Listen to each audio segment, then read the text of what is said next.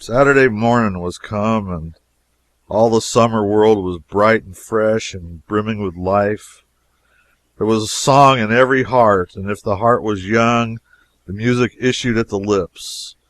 There was a cheer in every face and a spring in every step.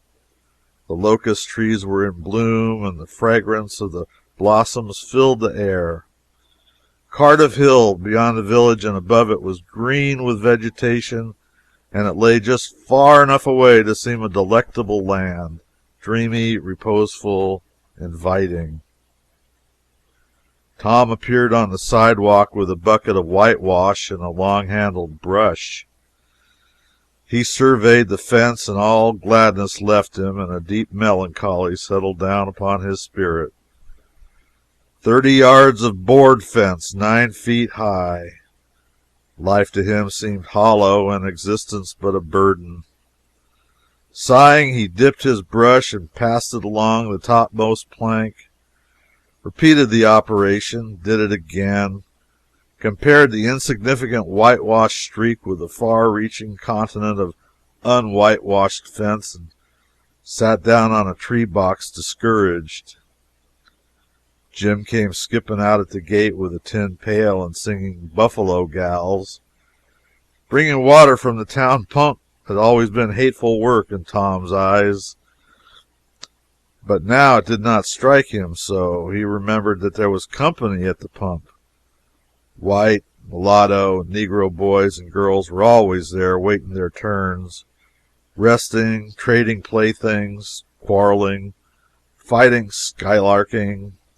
And he remembered that although the pump was only 150 yards off, Jim never got back with a bucket of water under an hour, and even then somebody generally had to go after him. Tom said, "Say, Jim, I'll fetch the water if you whitewash some." Jim shook his head and said, "Can't, Marse Tom. Old Missus, she told me if I go and get this water and not stop fooling around with anybody, she says she expects Master Tom going to ax me to whitewash, and so she told me to go and tend to my own business. She allowed she'd tend to some whitewashing." "Oh, never you mind what she said, Jim. That's the way she always talks. Give me the bucket. I won't be gone only a minute. She won't ever know." "Oh, I doesn't, Master Tom. Old Missus said she'd take and tar the head off of my dead she would. She never licks anybody. Whacks 'em over the head with her thimble, and who cares for that, I'd like to know. She talks awful, but talk don't hurt. Anyways, it don't if she don't cry, Jim. I'll give you a marvel. I'll give you a white alley." Jim began to waver. "White alley, Jim, and it's a bully taw." "My, that a mighty gay marvel, I tell you. But, Marse Tom, I's powerful 'fraid of old Missus.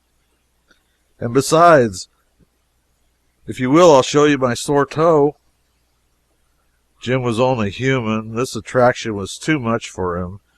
He put down his pail, took the white alley, and bent over the toe with absorbing interest while the bandage was being unwound. In another moment he was flying down the street with his pail and a tingling rear.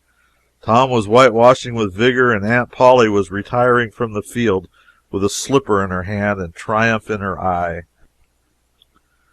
But Tom's energy did not last. He began to think of the fun he had planned for this day, and his sorrows multiplied.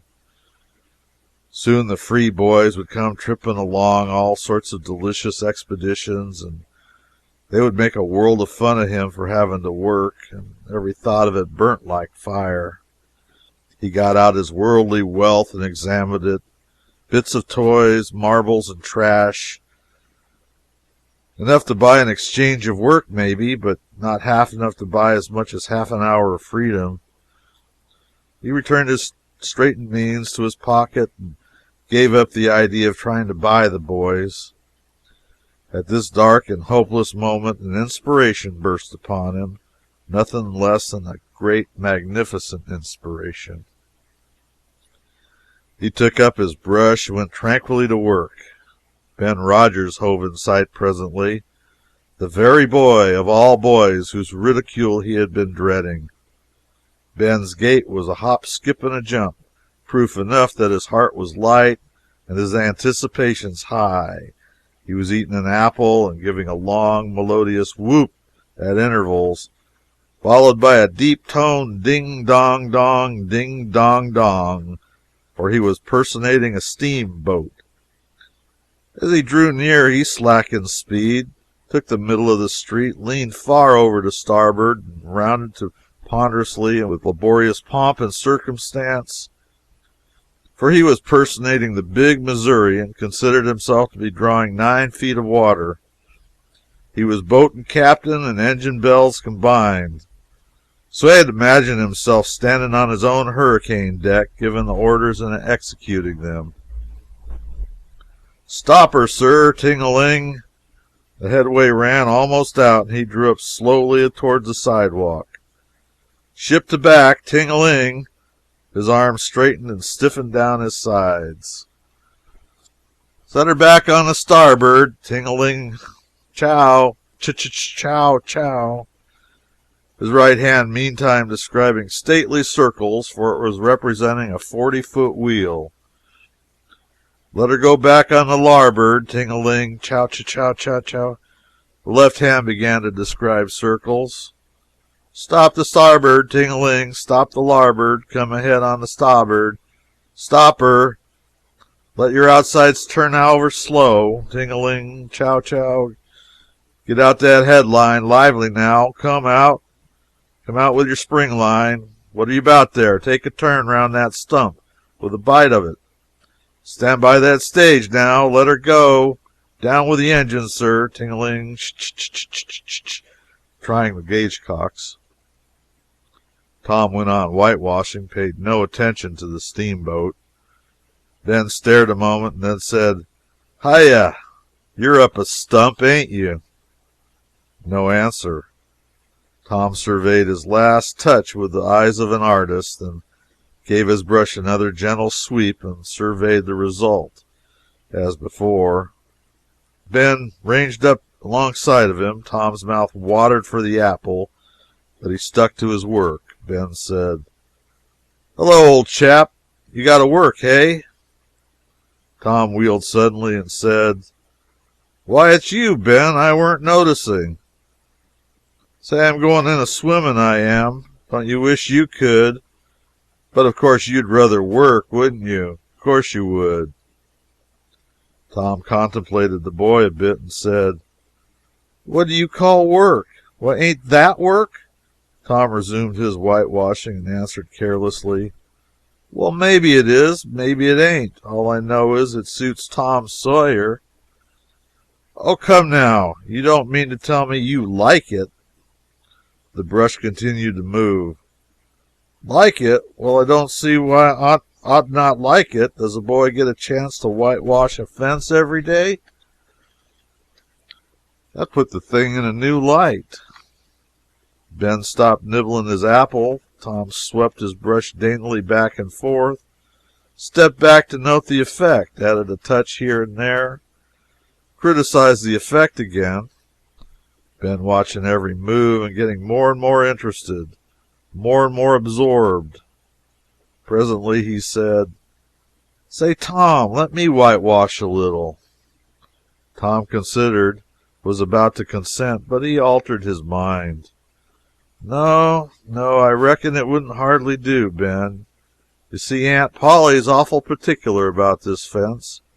Right here on the street, you know. But if it was the back fence, I wouldn't mind, and she wouldn't. Yes, she's awful particular about this fence. It's got to be done very careful. I reckon there ain't one boy in 1,000, maybe 2,000, that can do it the way it's got to be done. No? Is that so? Oh, come now, let me just try. Only just a little. I'd let you, if you was me, Tom. Ben, I'd like to, honest Injun, but Aunt Polly, well, Jim wanted to do it, but she wouldn't let him. Sid wanted to do it, and she wouldn't let Sid. Now, don't you see how I'm fixed? If you was to tackle this fence and anything was to happen to it, aw, shucks, I'll just be careful. Now, let me try. Say I'll give you the core of my apple. Well, here. No, Ben, no, don't. I'm afeard. I'll give you all of it. Tom gave up the brush with reluctance in his face, but alacrity in his heart. And while the late steamer, Big Missouri, worked and sweated in the sun, the retired artist sat on a barrel in the shade close by, dangled his legs, munched his apple, and planned the slaughter of more innocents. There was no lack of material. Boys happened along every little while, and they came to jeer, but remained to whitewash. By the time Ben was fagged out, Tom had traded the last chance to Billy Fisher for a kite in good repair, and when he played out, Johnny Miller brought in for a dead rat and a string to swing it with, and so on, hour after hour. And when the middle of the afternoon came, from being a poor, poverty-stricken boy in the morning, Tom was literally rolling in wealth. He had, besides the things before mentioned, 12 marbles, part of a Jew's harp, piece of a blue bottle, glass to look through, a spool cannon, a key that wouldn't unlock anything, a fragment of chalk, a glass stopper of a decanter, a tin soldier, a couple of tadpoles, 6 firecrackers, a kitten with only one eye, a brass doorknob, a dog collar but no dog, and a handle of a knife, 4 pieces of orange peel, and a dilapidated old window sash. He had had a nice, good, idle time all the while, plenty of company, and the fence had 3 coats of whitewash on it. If he hadn't run out of whitewash, he would have bankrupted every boy in the village. Tom said to himself that it was not such a hollow world after all. He had discovered a great law of human action without knowing it, namely that in order to make a man or boy covet a thing, it is only necessary to make the thing difficult to attain. If he had been a great and wise philosopher, like the writer of this book, he would now have been comprehended that work consists of whatever a body is obliged to do, and that play consists of whatever a body is not obliged to do. And this would help him to understand why constructing artificial flowers or performing on a treadmill is work, while rolling 10 pins or climbing Mount Blanc is only amusement. There are wealthy gentlemen in England who drive 4-horse passenger coaches 20 or 30 miles on a daily line in the summer, because the privilege costs them considerable money. But if they were offered wages for the service, they would turn it into work, and then they would resign. The boy mused a while over the substantial change which had taken place in his worldly circumstances, and then wended towards headquarters to report.